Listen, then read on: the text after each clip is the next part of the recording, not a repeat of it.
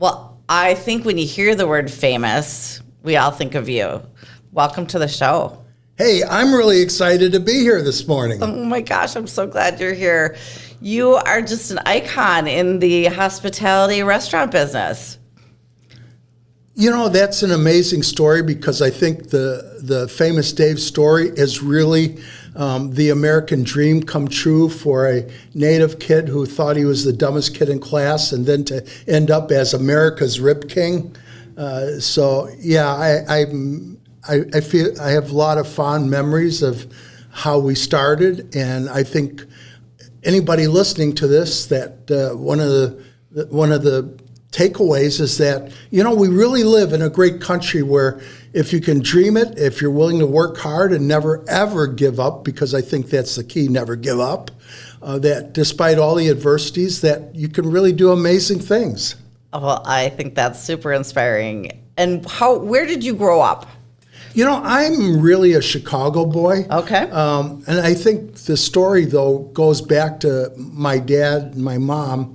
My dad is pretty much a full-blood Choctaw Indian from Idabel, Oklahoma. My mom is from the Lakota tribe up in Hayward, Wisconsin. So if you were to look at a map, Idabel, Oklahoma is like in the furthest southeast corner of Oklahoma. So if you're going to spit in Texas, Arkansas, and Louisiana. Okay. And then most people listening to this are probably from the North Country, and most know where Hayward, Wisconsin is, way up in the northwest corner of Wisconsin. And so folks often say, well, then how did some Indian gal from way up north ever meet some Indian kid from way down south?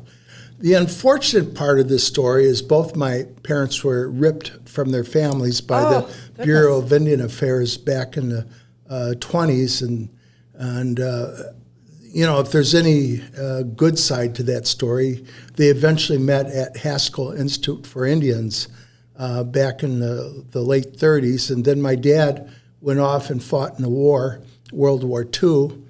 And when he came back, married my mom. They moved to Chicago because that's where all the jobs were at that time. And so I can remember growing up knowing where every black-owned barbecue joint was in the city of Chicago. And I can remember eating rib tips on the south side as early as 1959. Wow. So, you know, I think the story of Famous Dave's goes quite a ways back. So I didn't really get into barbecue because I'm often asked that, well, how did you ever get into barbecue? More than, you know, my dad being from the smack right in the heart of the Bible Belt in Oklahoma, that was his food. He loved Southern home cooking, and he loved his barbecue. So growing up, I knew where every black-owned storefront barbecue joint was on the south side of Chicago. Wow. And what did your parents do for work? My dad was an electrician, and actually when he retired, he was senior foreman for his union and retired head electrician for the Sears Tower. So he was one of those Indians that would run up and down those big tall tower antennas that were on top of the Sears Tower. Wow. And then my mom was secretary most of her life. Okay. And do you have siblings? I have a brother and a sister. And what are they up to? Are they... Well, the brother passed, and my sister is actually working with me in a new venture called Tamarack Farms Farm Pizza that we have going up in Hayward, Wisconsin. Oh, my goodness. Well, we'll get to that in a minute. I want to hear all about that. Tell me about then, how did you even get the idea of doing a restaurant? Well, I don't Did you do that first? Fell into it. Okay. No. But, you know, I've always been passionate about barbecue because I grew up in it. And I can remember as a kid, the day that it actually really hit me, I was coming home from school. You know, I was in grade school. I was like a sixth grader or something, you know, fairly young age, and even though I had eaten, you know, barbecued ribs, smoked ribs, my dad would bring them home all the time. But this particular day, I can remember opening up the screen door and running in, and as soon as I got near the kitchen, the aroma of smoky ribs just kind of hit me, and I really realized that is a really tasty smell. And then I was watching my dad unwrap these newspaper wrapped ribs. Back then it didn't matter, and he was pulling them out of his lunch bucket, and he had just picked up these smoky ribs from some black gentleman who had sat on the street corner, some empty parking lot south side of Chicago, and my dad had just brought them home, was unwrapping them, and I can remember that day, the aroma, and then when my dad handed me one of the rib bones and I was chewing on it, I just knew that day, I got to figure out how to do this. And then over the years, ever since I was a kid and a teenager, could strike a match and light up a charcoal grill. And by the way, we had one of the first charcoal grills on our block because my dad was all about cooking over live fire, and it was a Weber, one of the first Weber kettles ever made. Really? Back in the day. But throughout the years, then there's something about barbecue that's almost like Harry Potter, who it seems like every guy has to make their own barbecue sauce, and you stand over his stove almost like it's a pot, some concoction that there's Sure. magic going on in there, and so as long as I can remember, even as a teenager, I was always trying to make some great barbecue sauce. And, and really over the years, I probably spent 20 years just perfecting the smoking process, the seasoning of the meats, and all of the great tasty, flavorful stuff that goes into making a great barbecue sauce. And then I would hold backyard barbecue parties. And I can remember when my wife and I built our first cabin up on the lake in Hayward. And I would have folks over, and at some point they started saying, "My God, Dave, these ribs are great, and your honey buttered cornbread, oh my God, you should be selling this." And so I think that kind of started the thought process, well, maybe one of these days I got to open up my own barbecue joint. That is really cool. You know what, Dave? You're making me super hungry. Well, I can smell it. Oh my gosh. Well, that's the thing about barbecue. It's America's food. It's how we celebrate. And in fact, when we want to have a good time, we always tell our friends, "Hey, why don't you come over this Friday and we'll have a backyard barbecue." That's right, barbecue. So, and then I can remember opening up my first rib shack, and you interview a lot of people who are in real estate and things like that, because it's really a funny story. When I was building my first rib restaurant, rib shack, rib joint, people would drive by and they'd say, "Hey, Dave, what are you building here?" And I'd say, "Well, I'm building a rib shack." And, like a lot of things in life, when you have a dream, some people just don't understand it and they laugh at you. But I think that's the story about being an entrepreneur, that my dream was so powerful that I didn't listen to them. And when they were saying, "Dave, you're crazy, man, a rib joint in Hayward, Wisconsin? Why, there's nothing but Swedes and Norwegians here and American Indians. They don't have the first clue about barbecue. And besides, there's only 2,000 people in Hayward. You ought to go down to Nashville, Memphis, Kansas City, someplace where folks really like barbecue." Well, I had that dream, and I wasn't giving up. I continued to build my rib shack. And the interesting thing about the story is by the end of that first summer, in a town of only 2,000, I'm serving over 6,000 people a week, and I never advertised. Wow. And what year was that? That was in 1994. Wow. But I had started building it, back in 1993. Yeah.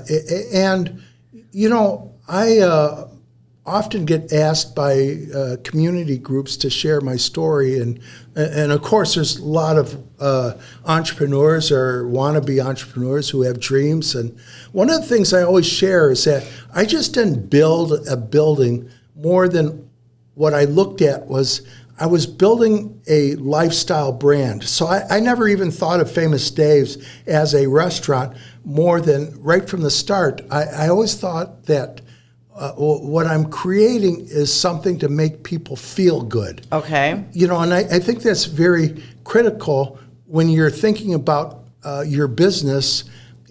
How do you create something that resonates with people? Because, you know, anybody in business, the number one thing that we do is we have to move a product. We have to sell a product. We have to market it. But at the end of the day, it has to go from our shop to somebody else's home or their business. Sure. And one of the things that I realized back then was that I wasn't just going to open up a restaurant, but I wanted to build something where people love to come. It was their happy place. And I think you really succeed when people own what you do.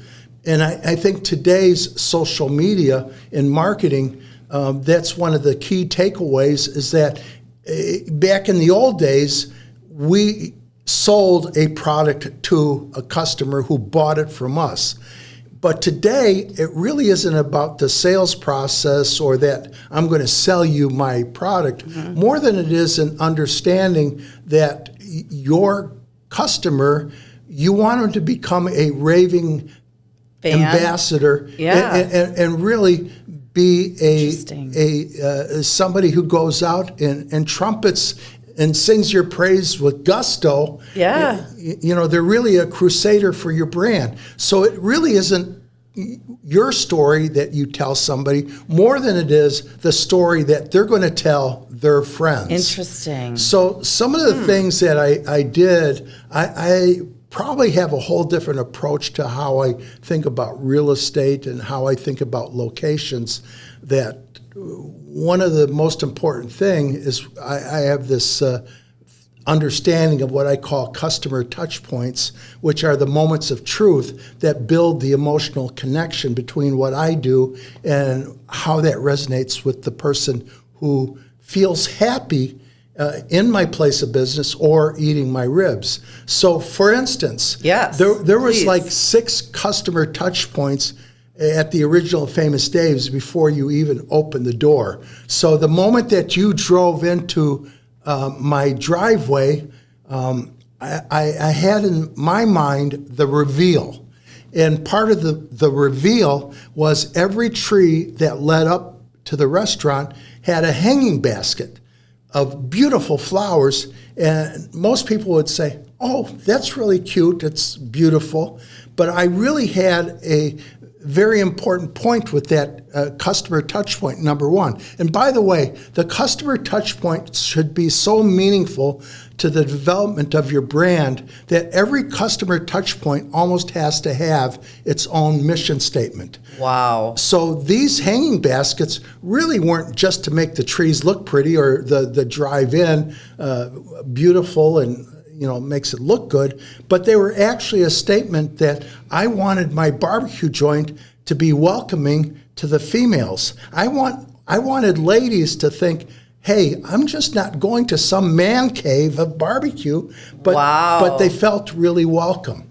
And so that was customer touch point number 1. And then the other thing that I did was I always had an American flag hanging in front of the doorway, or I had American flag bunting on the fences, because that was customer touch point number 2. I wanted to be recognized as an American barbecue joint. So that was customer touch point number 2. And then the next thing they saw was I had like a big, almost 7-foot tall chainsaw carving of a bear that was really friendly. It had a happy face. And this was 1994, before social media even existed. And every family had to get their picture taken in front of that bear. And you know what they did with those pictures? They showed it to all their friends and family, saying, look at this bear that we took the picture from in front of Famous Dave's. So these are all the little things that I did that I think one of the ways that I was able to attract 6,000 people to a town of 2,000 to my barbecue joint, and I never advertised. I never advertised Famous Dave's back then. So that was customer touchpoint number 3. And then I had an eagle, a chainsaw carved eagle over the front door that had a banner in its mouth that said, good friends, good times, great barbecue. And I call that it's a tagline, but I also coined this phrase, it's my claim to fame statement. Just like I travel a lot, and when I board a Delta airplane, right next to the doorway is a lot of awards that they've won. And so that's like their claim to fame. Or even like today, I'm always 24 hours a day, I'm always a student. And sometimes people ask me, well, what do you do for a living? I tell them, well, I'm really a student and a teacher. I'm always studying. So like when I'm driving down the highway, one of the things I notice, trucks, and they'll have Old Dominion Freight, and their tagline is helping the world keep its promises. So that's a tagline. So I'm always studying, and so I write down all these taglines because there's a lesson to be learned there. So I had my tagline, and I call that my claim to fame. Good friends, good times, great barbecue. And that's customer touch point number 4 before they even got to the doorway. Wow. So how thoughtful. And I mean, when you talk about those flowers, like I was picturing myself driving in and seeing flowers and like feeling really good about where I was going, even just by your description. And I mean, for you to say that, those had a specific purpose, I could totally see that working. I wouldn't even have thought of that. One of the other things that I've done with that restaurant was everything in there had a reason. I just didn't stick stuff on the wall because I think that's one of the problems a lot of restaurateurs is they have great recipes and they actually could do a good job making somebody happy with their food, but then they don't really nobody really talks about their restaurant, because I think what generally happens is they go to an architect and they say, can you make me a beautiful restaurant? And the architect does a good job. They'll pick out carpet that fits the restaurant's space. They pick out wall sconces that match the carpet, wall colors that match everything. But it's very predictable, and the restaurants all look like other people's restaurants. They're nice, but there isn't a story. So I think when you understand that your place of business and how you build a brand is that at the end of the day, it's all about the story. What's your story? And what will people say to their friends about their experience in your place of business? So everything that I did had a purpose. And one of the things that I share to the entrepreneurs that I give my talks to at community group meetings or company meetings or schools, universities, which is interesting because growing up, I was like the dumbest kid in class, and I had a 1.98 grade average, and it wasn't until years later that they diagnosed me with ADHD. So if I'm bouncing all over with this interview, that's why. No, you're perfect. This is great. So one of the things that I was sharing is that when you're young, people will tell you that you should write your dreams down because there's something in the universe that gives you these dreams. And if you write your dreams down and then you prioritize your dreams and then benchmark them, that's like a goal list. Well, I had this crazy thought that, and it goes back to when I was a kid growing up in Chicago. I can always remember going to one hot dog place that I really loved their hot dogs, but then I would go to another hot dog place and they had really great French fries, And then I would go someplace else that had really great milkshakes. And I always wondered, why couldn't you take all of those things and put them in one place? So, and then one more, I would always go to this other place of business, and he always knew my name. The store owner would, when I walked in, he'd say, "Hey, Dave, how you doing? Good to see you again." So I remembered that. And one of the things I had to do, the day I got my first driver's license, the first thing I did was I went to the place where the milkshakes were because they would last the longest. and then I went and picked up a hot dog at the place that I really thought had the best hot dogs. And the last place I wanted to go to was where they had the best French fries because I wanted them hot. And I got all of those. I sat in my car. For the first time, I had the best of the best. And so when I was thinking of starting Famous Dave's, one of the things that I did, and you'll never hear this anyplace else, you'll never hear anybody ever talk about creating your best of the best list. And so I actually wrote down 100 things that I could do to be the best of the best. Well, of course, I really wanted to have the best ribs. I wanted to have the best country roasted chicken. I wanted to have the best tender, slow smoked, melt in your mouth Texas beef brisket, the best honey buttered cornbread. I had to have all those things. But I also thought about, I wanted to be the best place to go on your first date.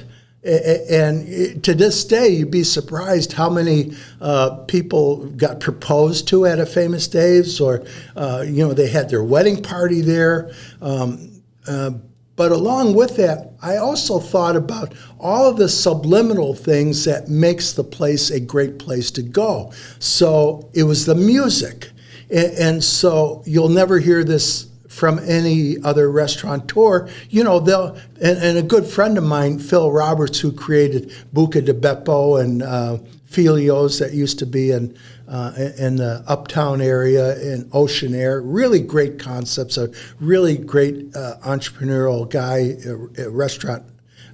He'll be in the Restaurant Hall of Fame, I'm sure. But he handpicked all of the songs for his restaurants, especially Buca di Beppo.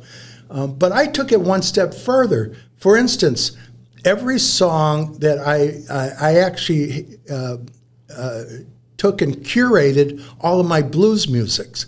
I didn't want any down and out blues, because when you say blues music, sometimes people think of really soulful, slow, tear your heart out type of blues. Sure. What I wanted the rock and Stevie Ray Vaughan. I wanted the younger Chicago honky tonk jump blues. And so when I started Famous Dave's, I actually had an inventory of something like 6,000 blues CDs. You're kidding. And I actually handpicked every single song and inventoried it by beats per minute. So we have a resting heartbeat of 70 beats per minute. My songs were like 108 to 112 to 114 beats per minute. And then every fourth song, I would come down to about 108 to 110 beats per minute. I would slow it down.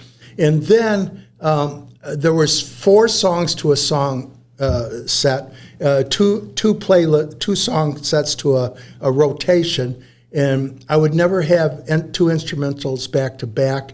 But I also classified each blues song to honky tonk blues, boogie woogie blues, Chicago jump blues, ballad blues, and the ballad blues would be the slower paced. But that's how intense I was in creating the customer touch points that built the first Famous Dave's and brand. And one of the reasons why Famous Dave's out of any restaurant has probably won more first class, best of class awards than any other barbecue restaurant ever in history. I think to this date we have something like 800 first place awards, best of class awards, all these recognitions, which is interesting because this was before social media ever got out there. So like the Minneapolis St. Paul magazine every year comes out with their Best of the Best awards. Sure. So in the beginning, we were, Famous Dave's was, best family restaurant, best barbecue joint, best place for a business meeting, best place for a first date. We were winning all these, all because I believe in the beginning, I had wrote down 100 things that I was going to be the best of the best at. So here's another interesting one, being a lady. I wanted to have the best ladies' bathroom. And so the original Famous Dave's in the Northwoods of Hayward, I always had about 50 ladies standing outside, and you could tell when some lady would come running out, go run into the dining room, grab one of her friends, and say, Martha, you got to go check out this bathroom. You'll never believe it. So the ladies' room in the first Famous Dave's had hand-painted rose basins that I had imported from Italy. Then I had the most gorgeous marble countertop on the vanity. I had angel hands that came out of the walls to hold the wall sconce lighting. There was wrought iron filigree around the mirror, and the ladies actually glowed when they looked into the mirror. Oh, my goodness. I had crown molding up on the top, and then I had, you'll laugh, I had naked ladies artwork on the walls, but they were very tastefully done. They were like nymphs and mermaids. Okay. Wow. I mean, when you walked in this place, your jaw dropped, because what ladies' bathroom do you go into where it's almost a statement in of itself that it's jaw-dropping, mind-blowing. Oh my God! So every lady had to tell 50 other ladies about this amazing, unbelievable bathroom at Famous Dave's up in the Northwoods of Wisconsin. Well, so you've thought of everything, right? And you've created this amazing restaurant. How do you duplicate that? I mean, you grew the concept quite rapidly, didn't you? Or because I think so when I would touch tables and talk to my guests at the original Famous Dave's, I literally would have moms and dads come up to me and say, "Oh my God, Dave, you got to put one of these in my city." And the day that I can remember making up my mind that maybe I should build one someplace, some guy had gotten a hold of me and literally grabbed me by my shirt sleeves and then pointed his finger in my chest and was kind of pointing right in my chest and thumping it and saying, "Listen, mister, you better open up one of these in Minneapolis like tomorrow, because you would be highly successful." So I had found an abandoned gas station in Linden Hills, 44th and Upton, and that was a gas station. Yeah, I had bought it for like a couple $100,000. Spent like a couple $100,000 renovating it. It was only 2,900 square feet. I could only get 50 seats in it, but by the end of that first couple of months, I had a line around the block.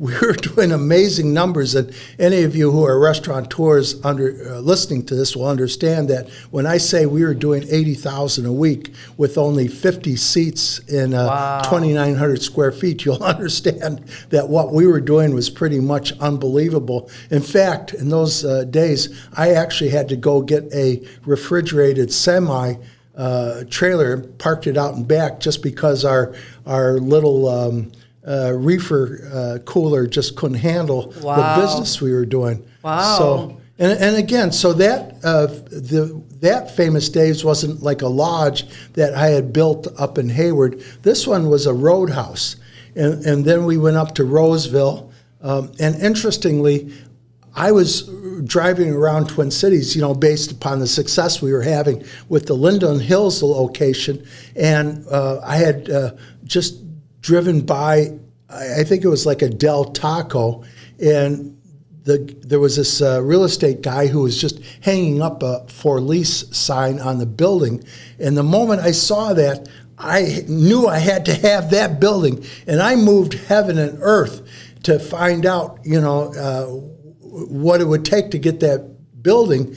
And I had called the number, some real estate company, and they said, well, we'd love to rent it to you, but the lady who actually owns the property, she just left for California on a month vacation. And I said, well, let's get a hold of her. And I said, no, we'll get you down. You can come look at the building, but you got to wait till she gets back.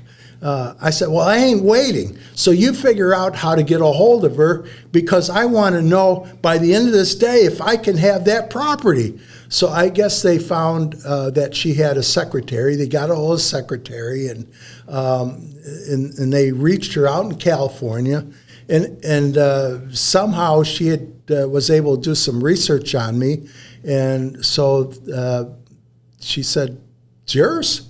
So, then the next one was we built the Famous Dave's Barbecue and Blues Club in Uptown. Okay. And I think that's an interesting story in itself, because I actually hired the movie set people who did all of the set work for Grumpy Old Men. Really? And so if anybody remembers the Barbecue and Blues Club in Calhoun Square in Uptown, it was really a thing for the longest time. We had some of the top blues acts in the country come and play there, but I made it to look like a street in Chicago. I had an L train track that ran through the middle of it, and we had figured out how to create sparks that kind of came out of the train tracks. And then you wouldn't believe it, but I actually had crawled up on the train tracks in Chicago with a recorder just so I could record the sound of an L train. And so that I think it was like every 20 minutes at the Barbecue and Blues Club, you could hear an L train go down the train tracks. Wow. And then I made the music stage look like the alleyway of a freight, where trucks would pull up and unload their freight.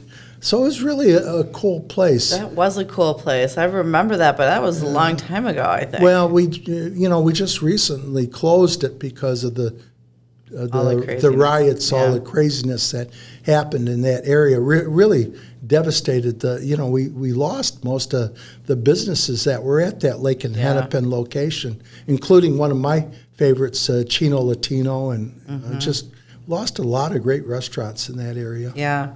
So how many Famous Dave's locations did you do? I think at the height of Famous Dave's, we had close to 200.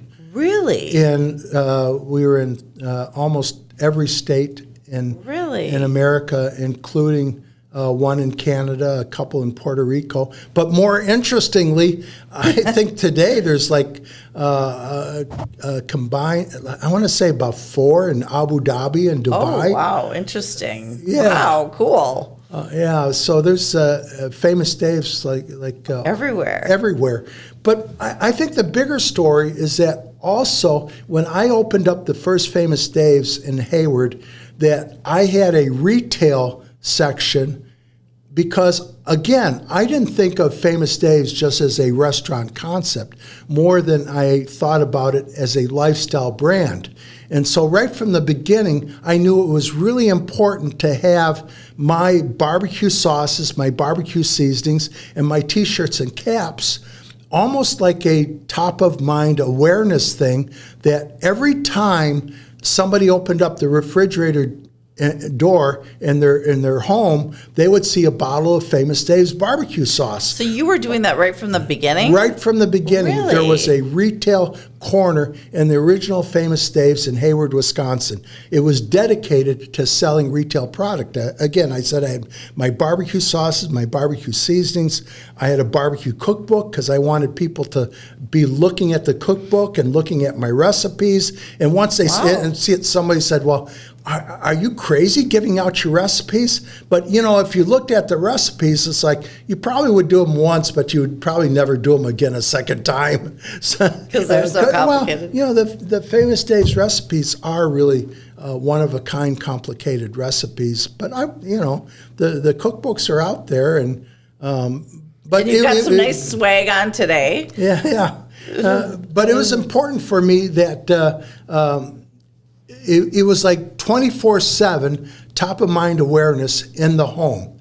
So today, I don't know if people realize this, but Famous Dave's is probably the #1 restaurant brand in a grocery store. There is no other restaurant in America, and I don't care if it's some legendary icon restaurant in New York City or Denver or Los Angeles or any top restaurant city in America. There is no restaurant in America that has more of its menu represented in a grocery store or big box retailer than Famous Dave's. Wow. In fact, we're in, I think, 3,500 retail locations. Wow. We're in Target, Costco, Sam's Club, Walmart.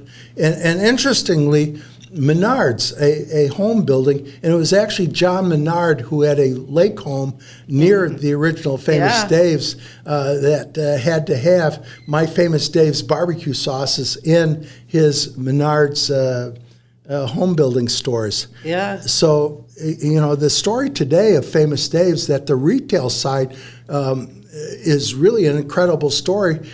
My sweet and spicy pickles actually revolutionized the whole pickle industry. There were no hot, spicy pickles before Famous Dave's. And I think today we might, at the end of this year, might be the #1 pickle company in America. That's crazy. Beating out all other pickle brands. Now, the restaurants are owned by a Canadian company, right? Yeah, I think if there was any downside to my story is I listened to an attorney tell me, Dave, you got to take this thing public. And it was an amazing story, and I think it was there was fond memories of me being able to say that we were a publicly traded company, and I had my logo right on Times Square on the NASDAQ building. Very cool. But I didn't realize that I would lose control of Famous Dave's, and today it's owned by a Canadian company. That, I think they're doing a great job. Yeah. But the unfortunate thing about being a publicly traded company is that the businesses were started to be run by the quarterly earnings statement, and instead of growing it slower, it's like if you're off just a half cent, the market will kill you. Okay, interesting. Yeah, but for me, the Famous Dave story, I think, is a story that, like I shared in the beginning, that some Indian kid from the streets of Chicago could have a dream and build it into a national powerhouse. An international powerhouse. An empire. Really, it is a restaurant empire, because it isn't just the restaurants, but it has become a lifestyle brand represented in grocery stores and big box retailers. Yeah. So what are you doing today? I mean, you're still cranking away and have so many good thoughts and ideas. Tell me about this pizza concept and some of the other stuff you're working on. Well, I never stop. I think it would surprise a lot of people that all the years that I've been so passionate and gung-ho about making the best ribs and the best barbecue in America, that, being a Chicago boy, I love my pizza. All right. And so all these years, when I think everybody knows that there's probably no man alive that has been in more barbecue restaurants all across the country, thousands.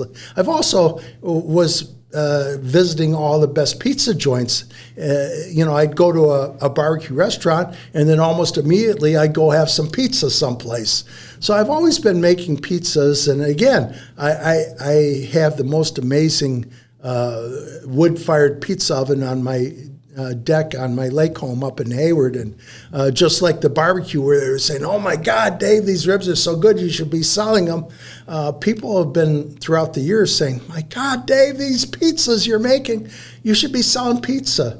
So I think at some point, I have a family farm up in Hayward. And what a lot of people don't know is I've also built a lot of cabins and had as many as 5 resorts up in the Hayward area. Really? That I was building my own cabins up there in the building that I was cutting, because I was cutting my own logs. What? And then when I... How do you have time to do all these things? There's no grass growing underneath these shoes. That's for sure. I think it's amazing what people can really do because, we're all amazing people. And because I've always had this drive to be the best at what I do, that when I was building the original Famous Dave's, we had to do a lot of things to make it look the way it did. And then when we were building, like the Famous Dave's in Minnetonka, it was like a lodge. Well, we cut all of the wood.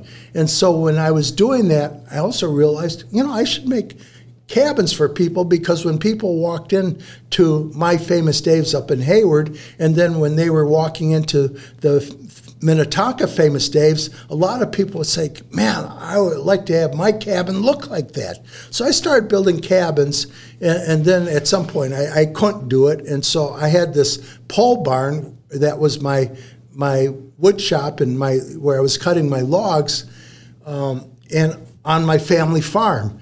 And, we were growing strawberries, sweet corn, beans, potatoes, a lot of veggies, and some of the most beautiful flowers. My brother-in-law is the farmer. And so one day I said, since we're not building and we're not cutting logs anymore, we should take this pole barn and turn it into farm pizza. But then at the same time, when we were talking about it, my brother-in-law and my wife, Kathy, were talking about, they remembered how when they were growing up, that their mom and dad always had these gallon A&W jugs in the basement and with balloons on top, and they were making homemade wine. And I kind of laughed and said, "Well, I bet you I can make wine." Now, I've been sober 30-some years. I don't even drink anymore. And so my wife thought I was really crazy. That's the thing about entrepreneurs. People are always thinking you're crazy. That's true. And so there's a thing in the winemaking business called terroir. It's the environment. It's the soil. It's the sun. It's the humidity in the air. There's a lot of the natural things of what makes great wine.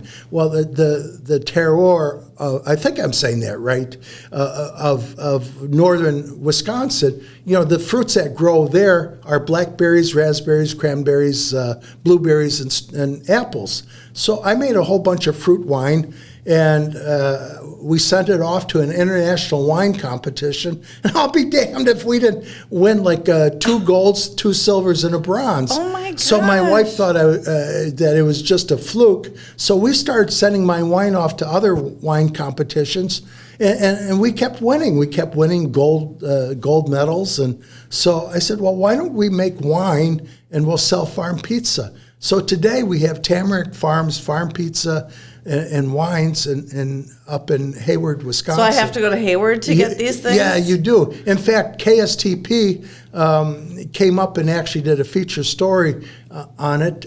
We've been featured in Discover Wisconsin. They came up and did a whole film. They featured us in a film.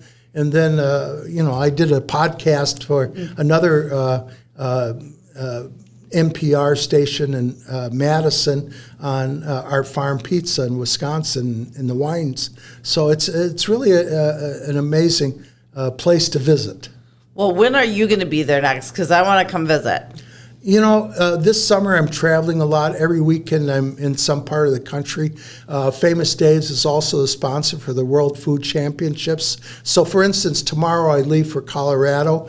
to a Famous Dave's where the World Food Championships, if you look them up, is an amazing food sport competition where the top prizes are $450,000. Really? And first place is $150,000, which really is life-changing money.